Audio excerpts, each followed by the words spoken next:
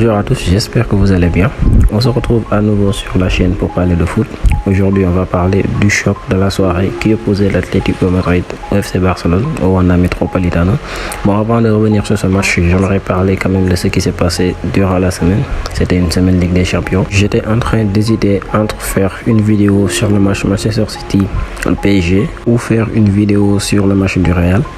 Mais bon, malheureusement, à la fin de la soirée, j'étais quand même sur le choc. Le match des Merengues m'a quand même laissé un goût très amer. Je n'ai pas pu faire la vidéo car émotionnellement, j'ai vécu une soirée quand même difficile.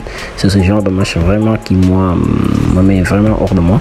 Je n'ai pas compris comment on peut jouer contre une équipe où on sait que largement l'équipe du Real était supérieure à eux.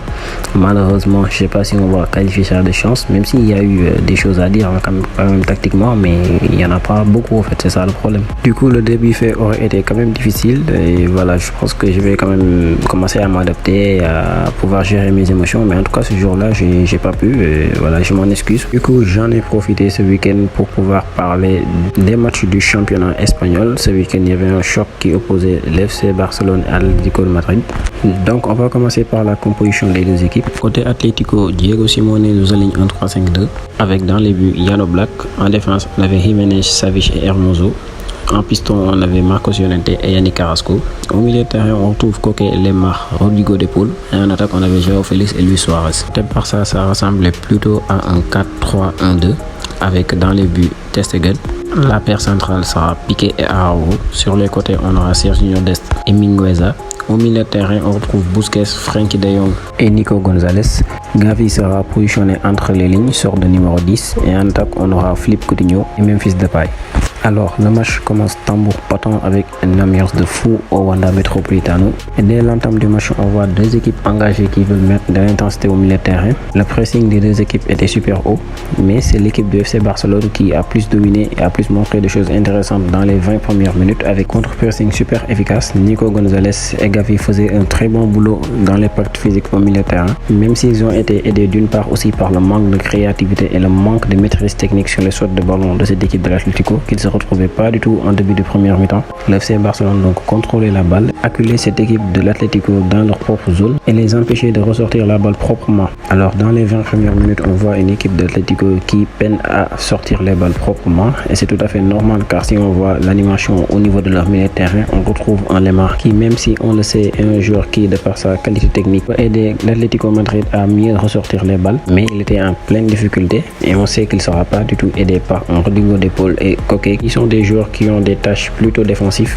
Du coup, l'Atlético peinait à ressortir les balles depuis sa défense, mais on trouvait rapidement une alternative en essayant de trouver Joao Félix entre les lignes. Surtout que ce dernier était l'élément qui aspirait la défense du FC Barcelone car Araujo était constamment en marquage individuel sur lui. Du coup, à chaque fois qu'il recevait la balle et réussissait à faire la différence techniquement, il trouvait des brèches et là c'était des situations de contre intéressantes pour l'Atlético. Et ça s'est vu rapidement dès la 23e minute de jeu sur une action où Joao Félix a pu être trouvé entre les lignes. Son contrôle orienté vers l'intérieur du jeu élimine carrément Araujo et le met hors de position. Du coup, il avait carrément le jeu en face de lui avec un Lemar qui prenait la profondeur et un Luis Suarez qui attendait la balle pour jouer en pivot. Mais là, permettez-moi un peu de m'attarder sur l'animation défensive du Barça car de base, on voit que sur cette action, le pressing est pas mal fait. Le pressing est plutôt pour moi bien organisé, mais sauf que sur un pressing, il y a du suivi et il y a de l'intensité à mettre. On ne peut pas laisser un joueur d'avoir de l'espace, de pouvoir contrôler et faire des passes sur des joueurs qui font des appels dans le dos des défenseurs.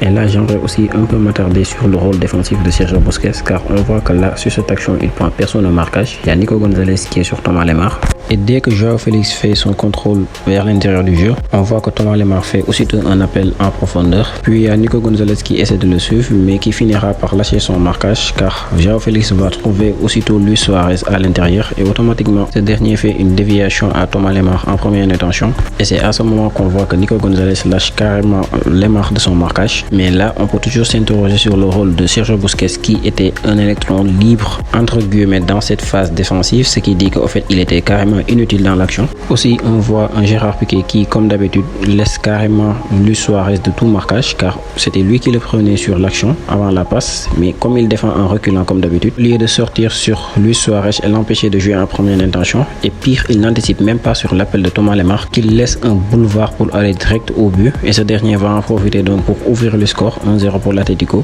La défense du Barça donc qui sur cette action nous a gratifié d'un festival d'erreurs défensives et de largesse vraiment incompréhensible. Et c'était tout à fait logique qu'il encaisse ce premier but vu que l'Atlético est une équipe très super dangereuse sur les transitions rapides offensives. Et dès là, ils se tirent déjà une balle dans le pied car ils avaient bien débuté le début de match, même si c'était quand même inoffensif. Ils tenaient la balle, il y avait un bon pressing, mais on voyait que c'était une équipe qui manquait de cohérence sur l'animation offensive. Du coup, c'était limite des passes à 10 qui se faisaient dans la moitié de terrain de l'Atlético. Et ainsi, ils ont facilité la tâche défensive de ces derniers car les seules actions où ils ont pu avoir des situations, ils l'ont eu sur des centres, ce qui montrait qu'offensivement, ils n'avaient pas d'idée. Les phases de jeu étaient super prévisibles avec des mouvements et des passes super lents. On voyait qu'il n'y avait pas trop de mobilité car déjà lorsqu'on joue contre une équipe qui joue avec un bloc défensif super reculé et a les qualités défensives d'une équipe telle que celle de l'Atlético, il faudrait bien plus pour pouvoir les déstabiliser et se créer des occasions. Et c'est malheureusement ce que cette équipe de FC Barcelone ne réussissait pas du tout à faire. Déjà qu'il n'y avait pas d'ailier, il n'y avait pas de joueurs qui pouvaient individuellement faire la différence sur le côté et créer du déséquilibre dans la surface, mais aussi il n'y avait pas un joueur au milieu de terrain, mis à part Busquets, qui sa fonction première est plutôt d'assurer au niveau de la relance et des sorties de balle. Mais entre Nico Gonzalez et Frenkie de Jong, il n'y avait pas un joueur qui pouvait endosser ce rôle de meneur de jeu. Du coup, on voyait beaucoup Memphis Depay décrocher pour pouvoir essayer de créer quelque chose au niveau de l'animation. Mais lui aussi, je pense qu'on pourrait pas lui en vouloir car on sait que c'est pas un Messi, c'est pas un joueur qui, de par sa qualité technique, peut éliminer et créer du déséquilibre, surtout quand les espaces sont trop réduits. Du coup, il y avait un réel problème pour pouvoir créer quelque chose au niveau de l'animation offensive et surtout qu'on voyait que Coutinho et Gavi étaient presque placés sur la même ligne que Nico Gonzalez et Sergio Busquets. Du coup, on avait presque 7 à 8 joueurs de champ qui étaient positionnés derrière le ballon avec seulement Memphis Depay et quelquefois Frenkie de Jong comme seule solution de passe devant. C'était tout à fait compréhensible que le FC Barcelone ne se créait pas d'occasion. Les seules situations de but qu'ils ont eues, c'était sur des centres dont la plupart étaient mal exécutés. Et pendant ce temps, derrière, le marasme collectif défensif continuait avec l'Atlético qui, sur chaque action où ils ont pu exécuter une bonne sortie de balle, se montrait automatiquement dangereux sur 2, 3 voire 4 passes. Et surtout que le problème de cette défense du FC Barcelone, c'était João Félix qui non seulement descendait beaucoup pour récupérer les ballons, c'était lui qui faisait le lien entre l'attaque de l'Atlético et le reste de l'équipe. Du coup, il avait une certaine mobilité sur le terrain et surtout on lui a laissé beaucoup d'espace. À chaque fois qu'il trouvait le ballon en pleine ligne et se retrouvait en face des buts, il faisait des passes qui cassaient des lignes et créaient des situations dangereuses. Et pendant ce temps, la disaster class de la défense du Barça continue. Encore à la 28e minute, on voit une action où Yannick Carrasco réussit à éliminer Emi Ngueza et Araujo. Et sur une séquence un peu similaire à l'ouverture du score, Carrasco va trouver João Félix qui automatiquement va remiser sur Luis Suarez qui encore une fois est complètement oublié par Gérard Piqué. On dirait qu'à chaque fois que le jeu s'accélère, automatiquement il se perd car là je peux pas comprendre qu'il était au marquage de Luis Suarez et dès que Carrasco trouve Félix, il lâche complètement Suarez pour aller suivre la balle. Je sais pas ce qu'il voulait faire et là il laisse carrément Luis Suarez derrière son dos qui aurait pu marquer le deuxième but dès la 28e minute. Et heureusement pour eux que ce dernier rate complètement sa frappe. Mais ce n'était que partie remise car l'Atlético va bien marquer le deuxième but et là encore sur l'action du deuxième but, le repli défensif des Catalans est totalement catastrophique et là on voit encore le problème du Barça dans ce match qui était João Félix qui décroche dans sa zone. Il y avait Araujo qui essayait de le suivre mais là ce dernier a complètement hésité et sans doute il a été conditionné par l'action du premier but où il sort sur João Félix et se fait éliminer facilement. Là il a voulu être beaucoup plus attentif mais malheureusement il s'est fait encore avoir une nouvelle fois et surtout que ses coéquipiers ne l'ont pas aidé car là sur le repli défensif je peux pas comprendre comment Lemar qui au début de l'action était presque derrière 3 joueurs du FC Barcelone mais se retrouve automatiquement devant eux sur une course en quelques secondes alors qu'il n'y a aucun joueur du FC Barcelone capable de le suivre tout en sachant que Thomas Lemar n'est pas le joueur le plus rapide du monde. Du coup donc Araujo se fait encore avoir dans son dos. Lemar avait donc un boulevard, il joue bien l'action et trouve Luis Suarez complètement démarqué à l'autre bout et ce dernier va donc contrôler, temporiser, prendre tout son temps, place son plat du pied parfaitement au second poteau pour battre Ter Stegen qui sur cette action aussi aurait vraiment pu mieux faire car il aurait pu sortir vite sur Luis Suarez. Malheureusement il lui a laissé tout le temps de pouvoir l'ajuster et marquer ce deuxième but. Atlético donc qui fait le break juste avant de retourner au vestiaire pendant que le FC Barcelone devenait toujours inoffensif et peu inspiré en attaque. La défense de l'Atlético n'a pas beaucoup souffert, ils n'ont pas beaucoup subi. Du coup donc le premier mi-temps était plus ou moins tranquille car il ne devait que défendre sur les quelques bons centres des joueurs du FC Barcelone et on sait très bien que cette équipe de l'Atlético sont très forts sur les jeux aériens, ce qui fait qu'ils se sont pas trop employés défensivement en premier mi-temps. Du coup, dès la seconde mi-temps, Ronald Koeman décide donc de faire sortir Nico Gonzalez pour rentrer Sergio Roberto, sans doute pour apporter un peu plus d'impact défensif et aussi limiter la casse sur les transitions défensives et ne pas permettre à cette équipe de l'Atlético d'avoir autant d'espace qu'en première mi-temps.